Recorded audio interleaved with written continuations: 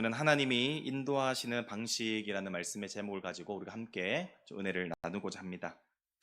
우리 여러분들은 혹시 한계까지 도전하셨음에도 불구하고 성과를 얻지 못하여서 좌절하거나 낙심한 적이 있으십니까? 저는 있습니다. 제가 안경을 쓰고 있지 않습니까? 물론 제가 시력이 좋지 않아서 안경을 쓰기도 하지만 저는 안경도 또 하나의 패션이자 개성이라고 생각합니다. 그래서 저는 아주 자주 안경을 바꾸는 편입니다. 그래서 남포동이나 서면 혹은 경성대에 가면 항상 이 안경집에 들려서 저에게 어울리는 안경이 있는지 써보는 것이 저의 낙이었습니다. 그러다 마음에 드는 안경이 있으면 과감하게 그 안경을 또 구매하곤 하였죠. 안경을 구매했으면 이제 가장 먼저 시력 검사를 하게 됩니다. 그런데 혹시나 제 눈의 시력 검사가 제대로 나올지 않을까봐 저는 정말 이마에 주름이 생길 만큼 눈을 있는 힘껏 크게 떠주는 스타일입니다. 그런데 오늘 여느 때나 같이 눈을 힘껏 떠서 제 눈의 시력을 검사하고 있는 이때에 어느 한 안경사가 저에게 이렇게 요구했습니다. 눈을 더 크게 떠주세요. 저는 있는 힘껏 이미 뜨고 있는 그 상태라서 더 이상 눈을 뜰 수가 없는 그러한 한계에 도달하였는데 참 그 안경사의 말을 들으니까 저는 참 낙심이 되더라고요.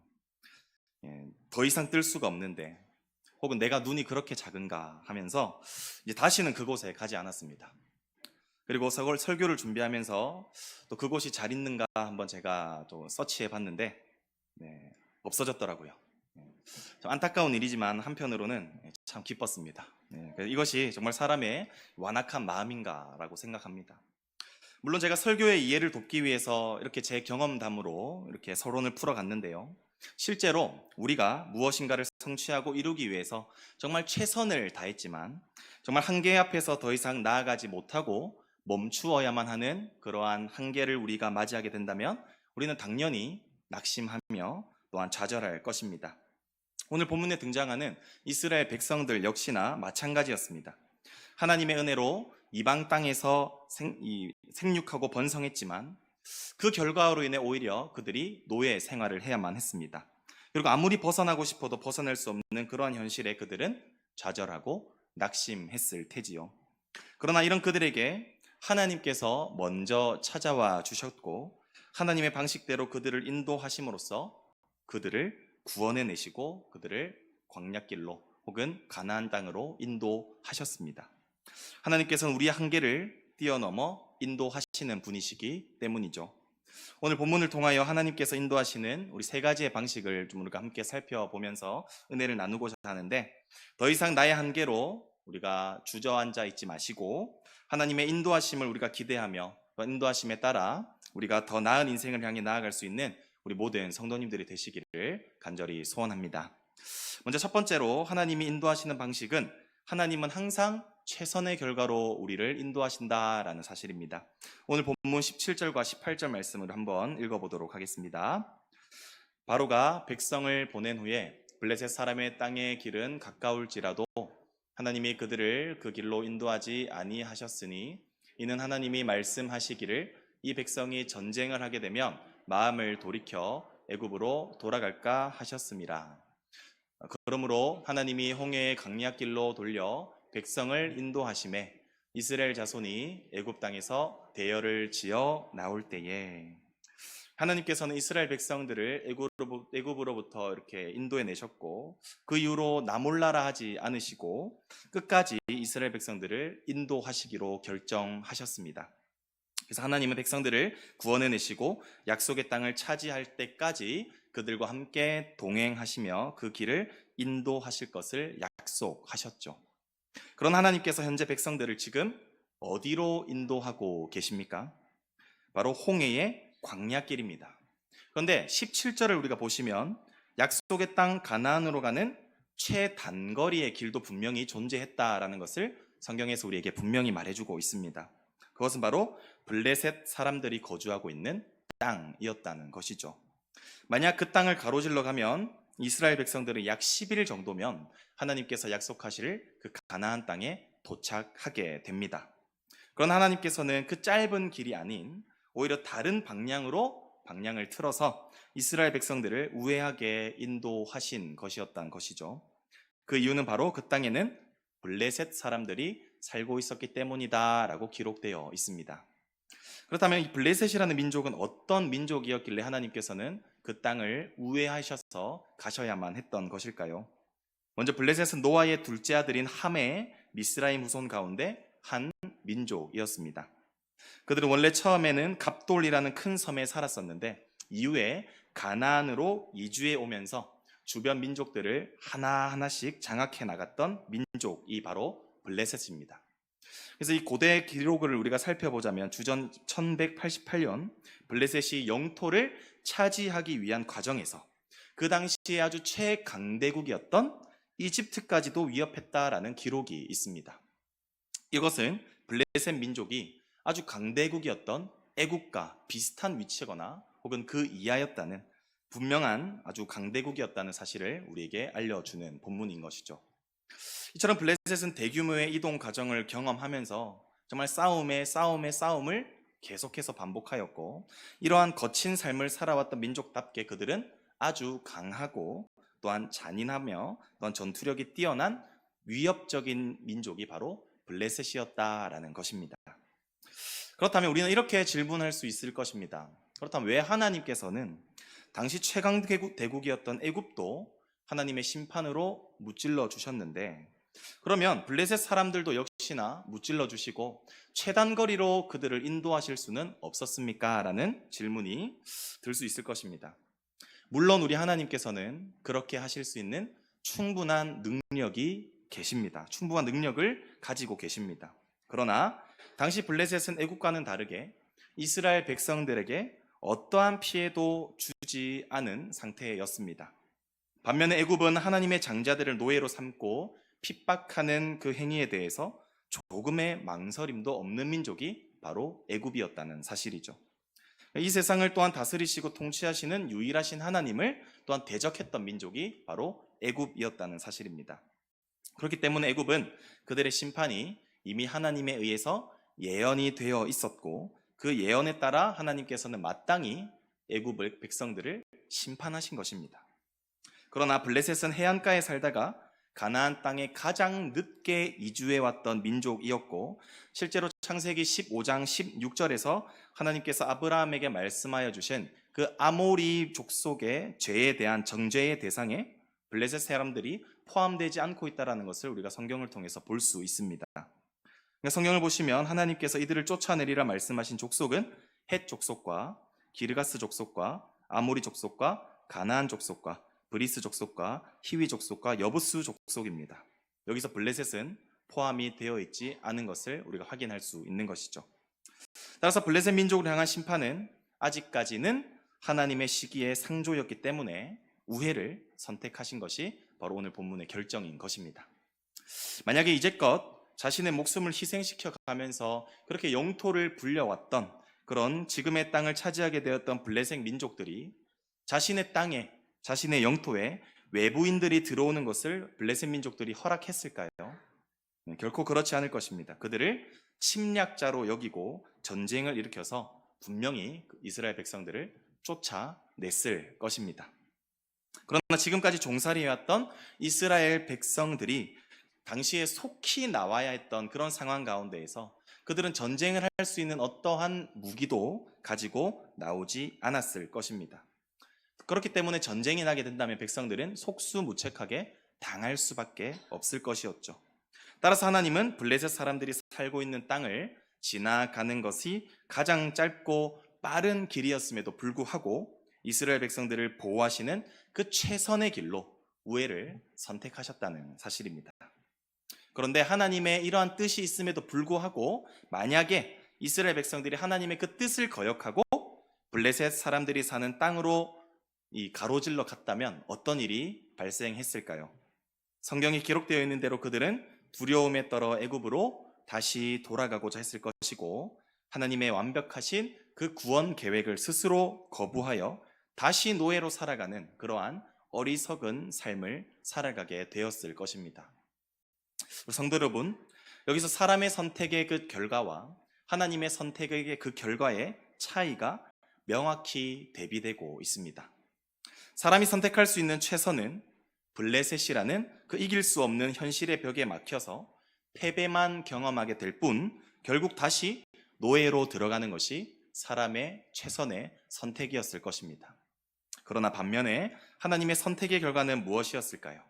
바로 하나님의 백성이라는 신분을 얻어 하나님께서 허락하신 그 약속의 땅에 거하면서 이 세상을 살아갔을 것입니다. 물론 그들의 죄로 인하여 40년이라는 긴 세월을 광야에서 보내야만 했었지만 그조차도 하나님께서는 최선의 방향으로 광야에서 그들을 인도하신 것을 우리가 볼 수 있습니다. 신명기 29장 5절을 우리가 같이 한번 읽었으면 좋겠습니다. 주께서 40년 동안 너희를 광야에서 인도하셨거니와 너희 몸의 옷이 낡아지지 아니하였고 너의 발의 신이 헤어지지 아니하였으며. 이것으로 보아 하나님의 인도하심은 가장 최선의 방법으로 최선의 선택으로 그들을 인도하시는 것을 우리가 본문을 통해서 알 수가 있다라는 것이죠. 우리 사랑하는 성도 여러분, 하나님은 반드시 우리를 최선의 길로 인도하시는 하나님이신 줄을 믿으시길 소원합니다. 우리가 생각하기에 우리가 선택했을 때 이 길이 더 빨라 보이고 또 이 길이 더 수월해 보이고 또 이 길이 더 정확해 보인다고 하여 우리가 선택했던 그 길이었지만 설령 그 길을 우리 하나님께서 막아서신다면 우리 그조차도 순종할 수 있는 우리 성도님들이 되시기를 소원합니다. 혹은 내가 계획하며 선택한 대로 성과가 나타나지 않는다 할지라도 우리가 더 이상 하나님을 원망하기보다는 하나님의 그 인도를 기대하며 사모하며 살아가는 우리 성도님들이 되시기를 소원합니다. 설령 내 생각대로 내 바램대로 되지 않는다 할지라도 분명한 사실은 하나님이 인도하시는 길로 우리가 순종하며 나아간다면 그것은 반드시 내가 결정하는 것보다 내가 선택한 그 결과보다 훨씬 더 빠르고 수월하고 확실한 길로 우리 하나님께서는 우리의 인생을 인도해 가실 줄로 믿습니다. 하나님과 함께 동행하는 자에게 반드시 최선의 결과를 안겨주시는 우리 하나님이심을 우리가 확신하며 살아갈 수 있는 우리 모든 성도님들 되시기를 간절히 소원합니다. 그리고 하나님께서 인도하시는 두 번째 방식은 하나님은 항상 우리의 길을 신실하게 인도하신다라는 사실입니다. 우리 19절인데요. 오늘 본문 같이 한번 읽어보도록 하겠습니다. 모세가 요셉의 유고를 가졌으니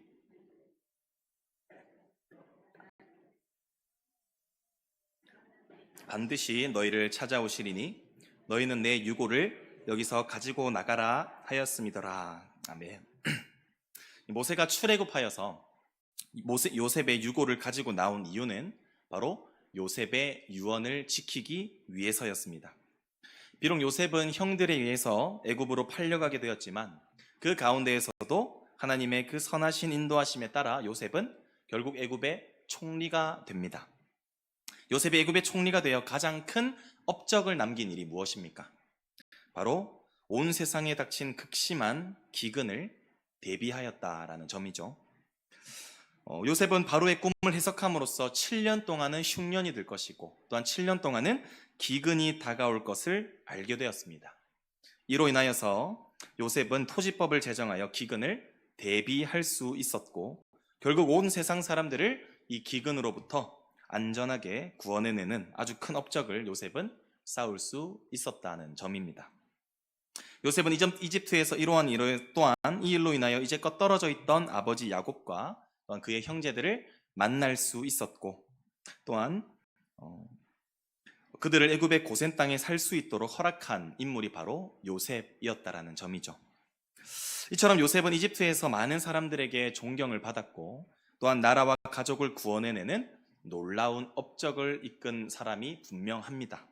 그러나 요셉은 이러한 큰 업적을 쌓았음에도 불구하고 이 이방 땅에서 계속해서 자신의 신분에 만족하면서 안주하면서 살았지 않았다라는 점을 요셉의 유언을 통해서 우리가 확인할 수 있는데요. 요셉의 임종이 다가왔을 때 그의 형제들에게 요셉은 이렇게 유언합니다. 창세기 50장 24절과 25절 말씀입니다. 요셉이 그의 형제들에게 이르되 나는 죽을 것이나 하나님이 당신들을 돌보시고 당신들을 이 땅에서 인도하여 내사 아브라함과 이삭과 야곱에게 맹세하신 땅에 이르게 하시리라 하고 요셉이 또 이스라엘 자손에게 맹세시켜 이르기를 하나님이 반드시 당신들을 돌보시리니 당신들은 여기서 내 해골을 메고 올라가겠다 하라 하였더라. 여기서 요셉의 유언은 지금 과거에 머물러 있지 않는 것을 우리가 볼 수 있습니다. 자신이 죽음을 앞둔 그 순간에도 요셉은 아브라함과 이삭과 야곱에게 맹세하신 그 약속의 땅을 반드시 허락하실 그 하나님의 신실하심을 바라보며 미래적인 소망을 품고 유언을 했던 것입니다. 따라서 요셉은 자신의 해골만큼은 이곳 이방 땅이었던 애굽이 아니라 바로 하나님께서 반드시 이스라엘 백성들에게 허락하실 그 가나안 땅에, 그 약속의 땅에 묻히기를 요셉은 소원했던 것이었습니다. 그러나 요셉의 유언은 이스라엘 자손들이 오랜 세월 동안 애굽에 머물게 되면서 조금씩 잊혀지게 되었을 것입니다. 심지어 자신의 신분이 이제는 노예로 전락하게 되어버린 그 상황 가운데에서 이제 요셉의 그 미래지향적인 소망은 결국 뜬구름 잡는 그런 이야기에 불과했을 것입니다. 그들은 희망과 소망이 좌절된 채 낙심만이 가득한 삶을 살아가고 있었기 때문입니다. 그러나 하나님만큼은 아브라함과 이삭과 야곱과 맺은 언약을 잊지 않고 유일하게 기억하고 계셨습니다. 오히려 하나님은 그 약속을 신실하게 지키시기 위하여서 백성들에게 먼저 찾아와 주셨고 이 10가지의 심판을 통하여서 그들을 출애굽시키시는데 성공하게 되죠. 이처럼 구원을 행하시는 하나님의 역사를 바라본 백성들에게 요셉의 유언은 더 이상 뜬구름을 잡는 이야기가 아니었을 것입니다. 심판을 통해 애굽을 무너뜨려 가시는 그 하나님의 모습을 이스라엘 백성들은 두 눈으로 분명히 목도하면서 이제 우리가 거할 것은 이 애굽이 아니라 바로 하나님께서 허락하실 약속의 땅이구나라는 희망을 붙들기 시작했을 것이죠. 그리고 희망과 함께 요셉의 해골을 가지고 그들은 애굽으로부터 나오게 되는 것입니다. 그렇게 확신하며 인도하심에 순종하며 나아갔던 이스라엘 백성들을 하나님은 과연 어떻게 인도하셨을까요? 우리 여호수아 24장 32절에 우리 하이라이트 친 부분만 같이 한번 읽어보도록 하겠습니다.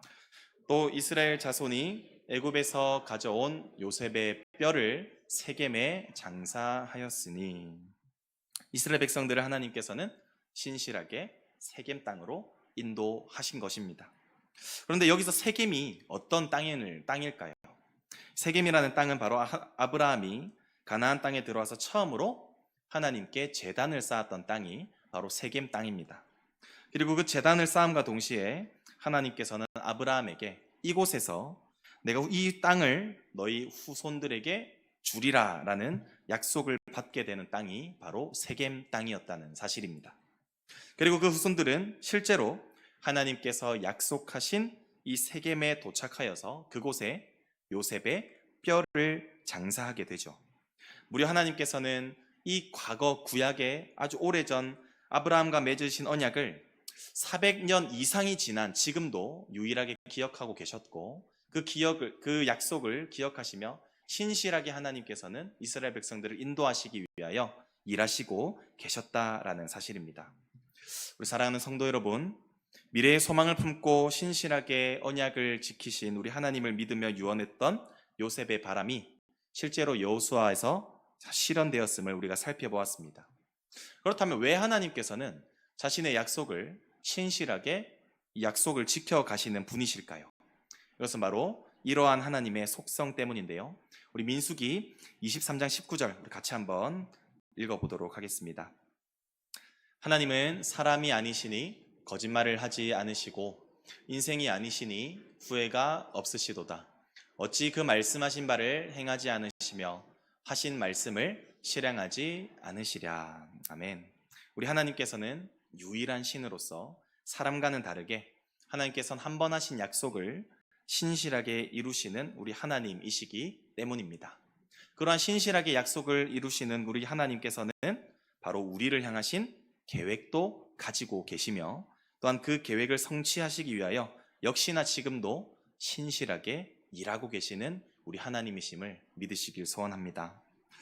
우리가 지금은 비록 현실이라는 그 높은 벽을 우리가 마주하여 정말 좌절하여 포기하고 있는 것이 아니라 그 벽을 넘어서 역사하실 그 하나님의 신실하신 계획을 우리가 바라보며 미래적인 소망을 품고 우리는 살아가야 할 줄로 믿습니다. 우리를 더 좋고 최선의 결과로 인도하시고자 하시는 그 하나님의 계획과 약속은 결코 허황된 것이 아니라 반드시 성취되시는 그 하나님의 뜻이라는 사실을 우리가 품고 우리가 살아가야만 할 것입니다. 그리고 이 땅에서뿐만 아니라 독생자 예수 그리스도를 통하여 우리에게 구원을 허락하시고 또한 그 구원의 결과로 주시겠다 약속하신 그 영원한 기쁨과 행복과 만족이 있는 우리의 영원한 안식처가 될 저 천국의 소망을 우리가 품고 살아갈 수 있기를 소원합니다. 그리고 하나님은 지금도 그 약속을 성취하시기 위하여 지금도 우리를 신실하게 이끌어 가고 계십니다. 그런 하나님을 우리가 영원토록 의지하여 순종하며 살아가는 우리 성도님들이 되심으로써 우리에게 주어질 그 하나님의 유업을 우리 모두가 누리는 귀한 성도님들 되시기를 간절히 소원합니다. 이제 마지막인데요. 우리 하나님께서 인도하시는 세 번째 방식은 하나님은 먼저 항상 우리보다 앞장서서 우리의 길을 인도하신다라는 사실입니다. 우리 본문 21절과 22절 말씀 같이 한번 읽어보도록 하겠습니다. 여호와께서 그들 앞에서 가시며 낮에는 구름 기둥으로 그들의 길을 인도하시고 밤에는 불 기둥을 그들에게 비추사 낮이나 밤이나 진행하게 하시니 낮에는 구름 기둥 밤에는 불 기둥이 백성 앞에서 떠나지 아니하니라. 우리 22절이 또 있는데요. 22절 한번 보겠습니다. 22. 구약에서 불과 연기는 하나님의 임재를 의미합니다. 성경에서 하나님께서는 낮에는 구름 기둥으로 밤에는 불 기둥으로 그들에게 비추셨다라고 기록되어 있는데요. 이것은 낮이나 밤이나 하나님께서는 이스라엘 백성들에게 임재하심으로써 그들과 항상 함께 하셨다라는 뜻이 됩니다. 특히 하나님께서는 백성들에게 임재하시되 어떻게 인도하셨다고 서두에 말하고 있습니까?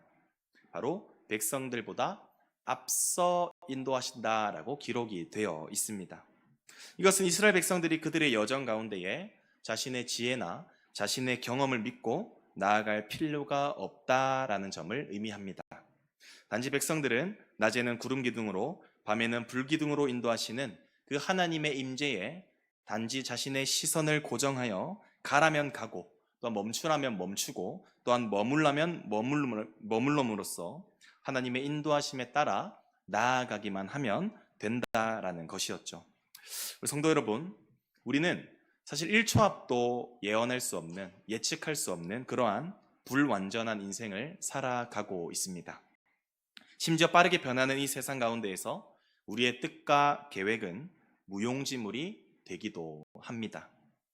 그러나 불완전한 인생을 완전한 인생으로 바꾸어 주실 분은 바로 완전하신 하나님 한 분뿐이라는 사실을 우리가 믿으시길 소원합니다.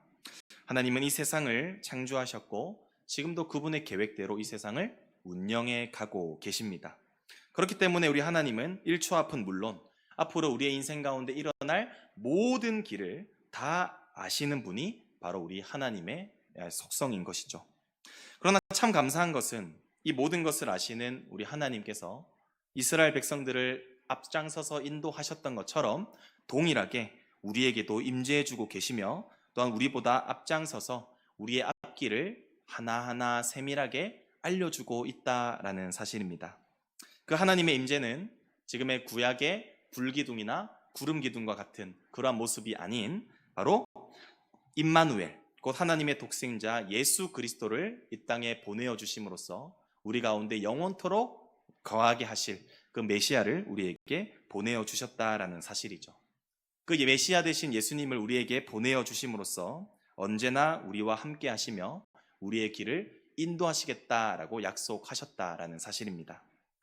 예수님께서는 지금도 우리와 함께 하고 계실 뿐만 아니라 또한 우리가 성도로서 걸어가야 할 모든 길을 이미 앞서가 주심으로써 본이 되어 주셨습니다. 따라서 우리의 삶은 히브리서 12장 2절에서 교훈하고 있는 대로 우리는 믿음의 주요 또 온전하게 하시는 예수님을 우리가 바라보며 살아가야 할 줄로 믿습니다.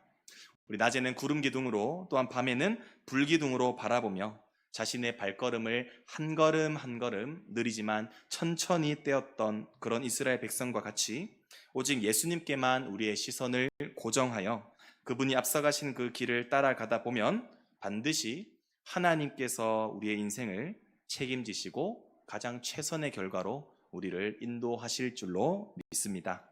오늘 이 시간 하나님께서 인도하시는 이 세 가지 방식이었던 하나님은 항상 최선의 결과로 우리를 인도하시며 또한 하나님은 항상 우리를 신실하게 인도하시며 하나님은 항상 우리의 길을 앞장서서 인도하시는 그 하나님이심을 우리가 기억하며 그런 하나님의 그 인도하심에 따라 순종하며 살아갈 수 있는 우리 모든 성도님들이 되시기를 간절히 소원합니다. 기도하겠습니다. 하나님 아버지 참 감사합니다. 오늘도 말씀하여 주시고 우리에게 은혜 베풀어 주신 하나님 너무나도 감사합니다. 하나님께서는 언제나 가장 최선의 길로 신실하게 우리의 인생을 인도하시는 우리 사랑의 하나님이신 줄 믿사오니 더 이상 내가 내 인생의 주인이 되지 않게 하시고 하나님만이 내 인생의 주인이 되어 주옵소서. 우리는 한 치 앞도 알 수 없는 존재이오나 우리를 대신하여 먼저 앞장서 가시는 임마누엘 되시는 예수 그리스도만을 따라가는 자들이 되게 하시고 그 길의 끝에 우리에게 씌워주실 그 영광스러운 면류관만을 우리가 바라보며 세상이 정말 그리스도의 발자취를 따라 걸어나갈 수 있는 우리 모든 성도님들 될 수 있도록 주의 은혜를 베풀어 주옵소서. 지금도 살아계시는 우리 구주 예수 그리스도의 이름으로 간절히 기도드립니다. 아멘.